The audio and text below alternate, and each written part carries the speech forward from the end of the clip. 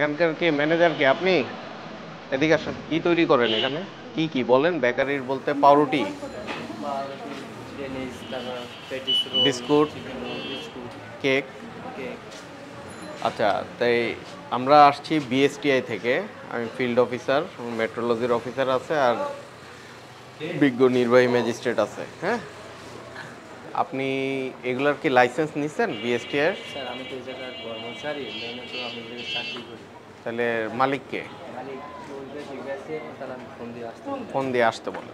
না না, আপনি এটার ভিতরে কি করতেছিলেন? আমরা এই যে দুজনে কথা বলতেছিলাম। ওকে। ওই যে এই জায়গার কর্মচারী।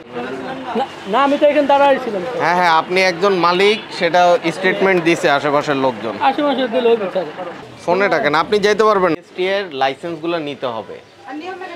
বিএসটিআই লাইসেন্সের ভিতরে আপনার পড়বে পাউরুটি, বিস্কুট, কেক, এই তিনটা। আর আপনি এইসব পেটিস টেটিস বানাচ্ছেন, এগুলো পড়বে না। এগুলার আবার মেট্রোলজি হলো আপনার মোড়কের জন্যও একই সেম লাইসেন্সগুলো নিতে হবে। দুইটা আবেদন করতে হবে, ঠিক আছে? একটা হলো সিএম আবেদন, একটা হলো লেভেলের জন্য মেট্রোলজিতে আবেদন।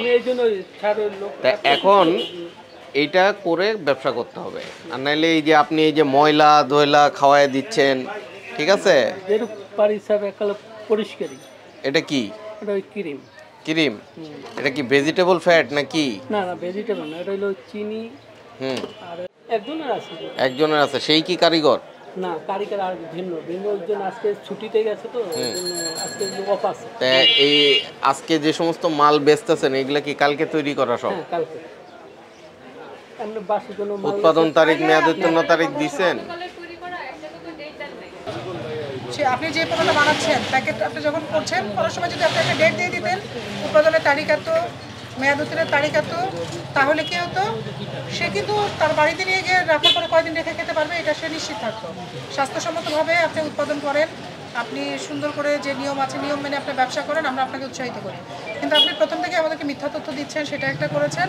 এবং আপনারা যে পণ্যগুলো যেভাবে বাজারজাত করার কথা, উৎপাদন করতে গেলে যে যে নিয়ম মানার কথা, সেগুলো কিছুই মানছেন না। এটা আমাদের বিএসটিআই আইন 2018 অনুযায়ী আইনত দণ্ডনীয় অপরাধ। আপনার প্রতিষ্ঠান যেহেতু নতুন এবং আপনিও আপনার ভুল স্বীকার করেছেন, আমাদের এটা উৎপাদনের আইনের ওই আইনে আপনার সর্বনিম্ন হচ্ছে 25,000 টাকা জরিমানা। 25,000 টাকা থেকে প্রত্যেকটা অপরাধের জন্য 1 লাখ টাকা পর্যন্ত এটার আইনত দণ্ডের বিধান আছে, এবং সেই সঙ্গে 2 বছরের জেল বা উভয় দণ্ড একসাথেও দেওয়ার বিধান আছে। কিন্তু যেহেতু আপনি ভুল স্বীকার করেছেন এবং কিন্তু আপনি মিথ্যা তথ্য দিয়েছেন, প্রথমেই আপনি মোবাইল কোর্টকে প্রবঞ্চনা করেছেন, আপনি আমাদেরকে অসহযোগিতা করেছেন, আপনার সরি। এই জন্য আমি আপনার এটাকে আমলে নিয়েই মিথ্যা তথ্য প্রদান করায় আপনাকে আমাদের 30 ধারা মোতাবেক 10,000 টাকা জরিমানা করছি।